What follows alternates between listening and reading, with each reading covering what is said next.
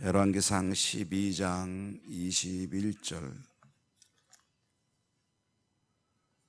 열왕기상 12장 21절부터 마지막 절까지 끝절 33절까지 교독합니다. 21절부터입니다. 르호보암이 예루살렘에 이르러 유다 온 족속과 베냐민 지파를 모으니 택한 용사가 18만 명이라. 이스라엘 족속과 싸워 나라를 회복하여 솔로몬의 아들 르호보암에게 돌리려 하더니,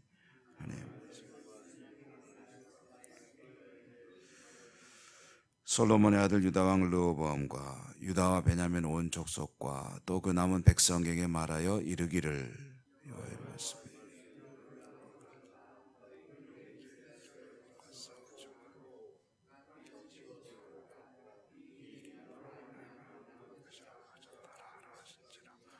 그들이 여호와의 말씀을 듣고 그 말씀을 따라 돌아갔더라.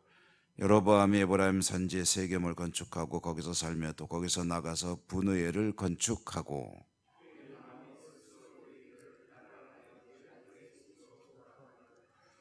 만일 이 백성이 예루살렘에 있는 여호와의 성전에 제사를 드리고자 하여 올라가면 이 백성의 마음이 유다 왕 된 그들의 주 르호보암에게로 돌아가서 나를 죽이고 유다의 왕 르호보암에게로 돌아가리로다 하고,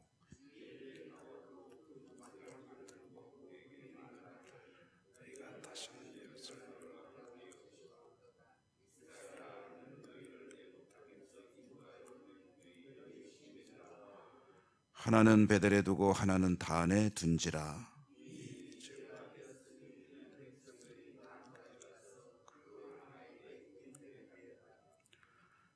그가 또 산당들을 짓고 레위 자손 아닌 보통 백성으로 제사장을 삼고,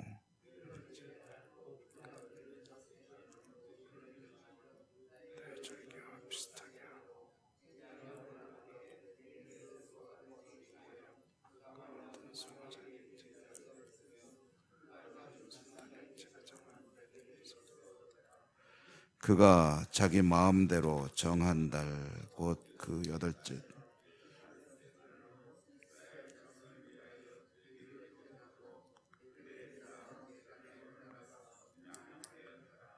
아멘. 주님의 은혜가 함께 하시기를 기원합니다. 오늘 이제 말씀을 다 읽으셨고 내용이 그렇게 어려운 내용이 없죠. 여로보암을 중심으로 북쪽의 지파들이 나라를 이제 분리하여 나갔습니다. 유다 지파 르호보암 입장에서는 그냥 손 놓고 있을 수는 없죠. 그래서 그 북쪽과 이제 전쟁을 해야 되겠다. 그래서 원위치 회복시켜야 되겠다 하는 생각을 하게 되고, 이제 유다 지파를 제외한 나머지 지파들 중에 베냐민 지파를 섭외했습니다. 그러니까 베냐민 지파는 다른 에브라임을 중심으로 하는 북쪽의 지파들하고 뜻을 같이 하지 않고 유다 지파와 함께 연합을 했습니다. 그래서 이제 지파의 개수로 나누면 10개 대 2개 이렇게 지파가 이제 분리가 된 거죠. 민족이. 베냐민 지파가 유대 지파와 연합한 것은 좀 뜻밖의 상황입니다. 왜냐하면 베냐민 지파는 사울의 소속 지파죠. 사울의 출신 지파. 그러니까 사울과 다윗의 관계를 생각하면 베냐민이 유다 지파를 따른다는 것은 좀 의외의 상황입니다만은 정치라는 게 또 국가 간에 또는 어떤 공동체 간의 부족 간의 이익이라는 거는 때로는 그런 관계를 이제 초월할 때도 있죠. 그래서 어제의 적이 오늘의 동지가 되기도 하고 오늘의 친구가 내일의 또 원수가 되기도 하고 그런 것이 이제 그 관계 아니겠습니까? 어쨌든 나라는 유다와 베냐민 연합 그리고 나머지 에브라임을 중심으로 하는 북쪽 연합 이렇게 둘로 쪼개지게 되었고, 이것은 이제 위치상으로 보면 남유다 북이스라엘 이렇게 분리가 되게 되었습니다. 마치 우리나라가 남쪽에 있는 우리 대한민국과 북쪽에 있는 북한으로 이제 나누어지듯이 그렇게 나눠진 겁니다. 이제 남쪽에서 군사를 이제 르호보암이 군대를 일으켜 가지고 18만 명, 어마어마한 군대죠. 이 18만 명의 군대로 북쪽을 쳐들어가려고 했는데 이제 하나님께서 그걸 제지시켰습니다. 선지자를 보내서 르호보암과 이제 남쪽에 있는 그 사람들에게 너희 형제니까 이제 전쟁하면 안 된다 그렇게 말씀하신 거겠죠. 이렇게 해서 일단은 소강 상태로 들어갑니다. 그 뒤로 뭐 수없이 전쟁을 벌였습니다만은 어쨌든 이때는 전쟁이 일어나지 않고 남과 북으로 대치하게 되는데 이제 북쪽에 있는 여로보암 입장에서는 일단 성공했습니다. 예언자가 말한 대로 자신에게 10개의 부족을 중심으로 하는 나라가 주어졌으니 예언이 성취된 것인데 한 가지 마음속에 늘 불안한 것이 있습니다. 그건 뭐냐면 나라를 나누기 전에 이스라엘의 어쨌든 신앙의 중심인 성전은 예루살렘에 있고 예루살렘이라고 하는 도시는 남유다의 수도이거든요. 그러니까 이제 우리나라로 이해하면 쉽죠. 서울이다 이겁니다.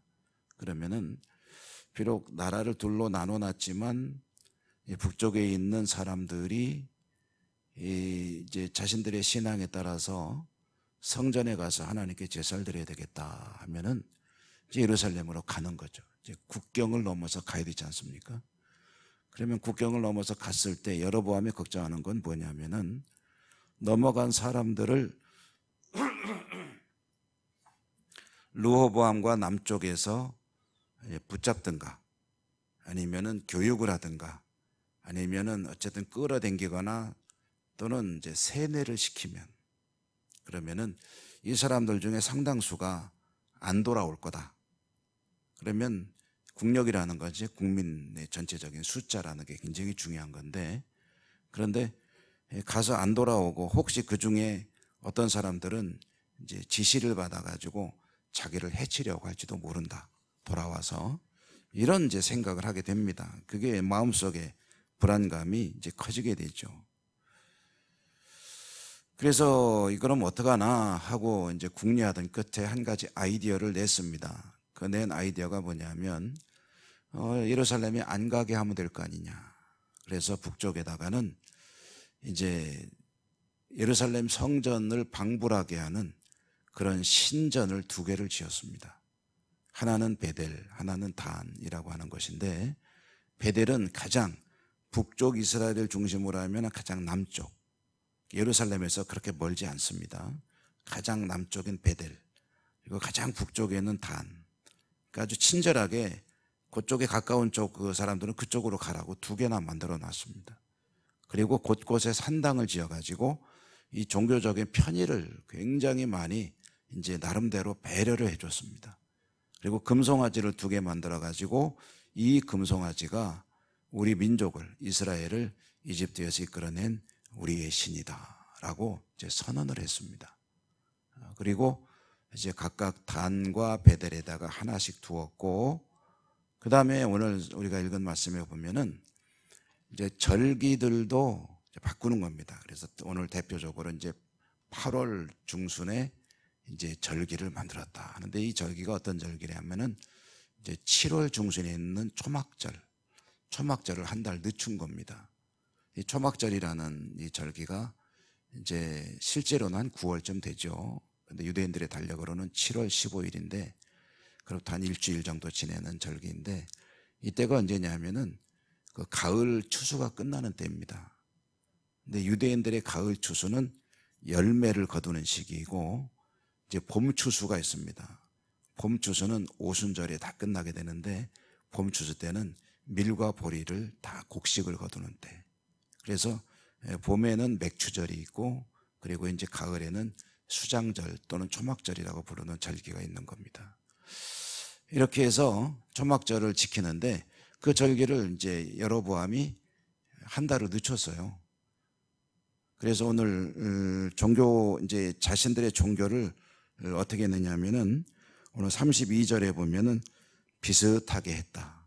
비슷하게 했는데 틀린 거를 뭐라고 그러죠?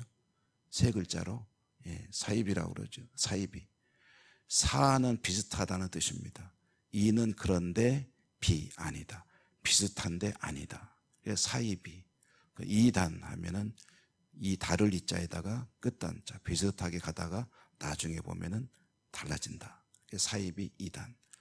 그 이제 바로 이게 사이비 이단이죠. 이스라엘의 전통적인 여호와 하나님을 섬기는 신앙을 슬쩍 섬기는 신도 하나님, 눈에 보이지 않는 하나님이 아니라 눈에 보이는 금송아지가 우리 신이다. 그리고 절기를 바꾸고 하나님을 섬기는 집 여호와의 성전도 예루살렘에 있는 게 아니라 베델과 단에 있다. 그러니 가지 마라 라고 이제 말하자면 조작을 한 겁니다. 그 이유는 33절에 보면은 그가 자기 마음대로 정했다 이 돼 있죠. 자기 마음대로 비슷하게 변경했다. 그게 이제 북이스라엘의 가장 큰 죄악이 되는 겁니다. 그렇게 해서 이제 북이스라엘은 이 여로보암의 이 노선을 주로 따르는 종교 국가가 되는 것이고, 그리고 이제 나중에는 바알을 따르는 국가가 되기도 하고, 아합과 이세벨에 의해서. 남쪽은 어땠느냐 하면은 남쪽도 뭐 칭찬받을 만한 신앙이 이어진 건 아니지만 북쪽처럼 이렇게 노골적으로 나가진 않았다. 그래서 조금 덜 못하고 아주 못하고, 이게 남과 북의 이후의 신앙인데, 여러분 그 열왕기 왕들의 이야기를 쭉 읽어나가다 보면은 왕들을 평가하는 용어가 나옵니다. 그 용어가 뭐라고 되어 있냐면은 다윗의 노선을 따랐다, 다윗의 길을 따랐다, 그 다음에 여로보암의 길을 따랐다. 근데 북쪽에 있는 왕들은 다 거의 예외 없이 여로보암의 길을 따랐다. 남쪽에는 괜찮은 임금들이 가끔 있어서 다윗의 길을 따랐다. 이렇게 이제 평가를 하는 것을 볼 수가 있습니다. 여러분, 그러니까 성경이 관심이 있는 것, 곧 하나님께서 관심이 있는 것은 이제 하나님 앞에 어떻게 사느냐지, 다른 것들은 이제 부수적인 거고 그건 하나님의 뜻 안에서 주어지는 것들이죠. 자, 여기서 이제 우리가 한 가지 생각을 해보고 기도하십시다. 여로보암이 이와 같은 생각을 하게 된 동기, 이와 같은 엉뚱한 짓을 하게 된 동기는 뭐냐 하면은 자기 백성들이 하나님께 갔다가 돌아오지 않을까, 혹시 자기에게 해코지하지 않을까, 이런 쓸데없는 걱정부터 시작이 된 것이죠. 그리고 여러분, 이런 생각은 누가 심어준 걸까요? 네, 하나님이 심어주신 것은 아니겠죠. 하나님으로부터 멀어지게 만들려는 사탄이 심어준 생각이고, 우리 주님도 유혹했던 그 사탄의 그 모든 시도는 언제나 우리 곁에서 늘 맴돌고 있다. 그래서 베드로 사도가 우는 사자와 같이 성도의 주의를 맴돈다라고 표현을 했죠. 그것은 이제 어떻게 시작이 되느냐 하면 우리 안에 뭔가 엉뚱한 생각을 하게 하죠. 걱정, 근심, 두려움. 하나님이 주시는 생각이 아니고, 그리고 하나님을 오히려 멀어지게 하는 생각, 여러 가지 뭐 다양한 모든 것들이 다 거리가 되는 거죠. 그래서 어떻게든 하나님으로부터 생각이 멀어지고 마음이 멀어지고 몸이 멀어지고, 그리고 거리가 멀어져서 결국은 하나님을 별로 관심 두지 않게 하거나 떠나게 하거나, 그 사단의 전략이죠. 이것은 결국은 스스로 견뎌내야 하고 이겨내야 하는 그런 과제가 아닐 수 없습니다. 저도 여러분도 얼마나 하나님 앞에 여러 가지로 아이고 또 내가 넘어졌구나, 또 내가 실족했구나, 또 내가 또 화를 냈구나, 내가 또 안 좋은 생각을 했구나, 안 좋은 행동을 했구나, 이런 생각들이 수없이 있지 않습니까? 스스로 하나님에게 자신을 방향을 잘 고정시키고, 그리고 하나님을 향해 늘 나가는 우리의 삶이 되기를 주님의 이름으로 축복합니다. 은혜로우신 하나님 감사합니다. 오늘도 주신 말씀 들었습니다. 말씀 따라 하나님 향해 잘 우리의 삶을 영위해 나가는 저희들의 삶과 신앙이 될 수 있도록 도와주옵소서. 오늘도 기도할 때 우리의 기도를 들으시고 역사하여 주옵소서. 예수님 이름으로 감사하고 기도드립니다. 아멘. 하늘에 계신 우리 아버지, 아버지의 이름을 거룩하게 하시며 아버지의 나라가 오게 하시며 아버지의 뜻이 하늘에서와 같이 땅에서도 이루어지게 하소서. 오늘 우리에게 일용할 양식을 주시고 우리가 우리에게 잘못한 사람을 용서하여 준 것 같이 우리 죄를 용서하여 주시고 우리를 시험에 빠지지 않게 하시고 악에서 구하소서. 나라와 권능과 영광이 영원히 아버지의 것입니다. 아멘. 기도하겠습니다. 기도할 때 여러분의 기도, 우리가 함께 기도하는 여러 가지 공동 기도 제목들, 아픈 분들한 기도를 비롯해서 교회와 나라와 민족과 해외 선교지, 지구촌의 평화와 우리 교회 어르신들, 그리고 우리 다음 세대 교회 학교를 위해서도 기도해 주시고요. 또 우리 그 윤정호 전도사님이 조금 몸이 안 좋아서 이제 몸에 돌이 생겨가지고 치료를 받고 있는데 빨리 회복돼서 또 교회로 돌아올 수 있도록 정상적으로 사역을 할 수 있도록 기도 좀 같이 해주시기 바랍니다. 다 같이 주여 한번 부르고 기도합니다.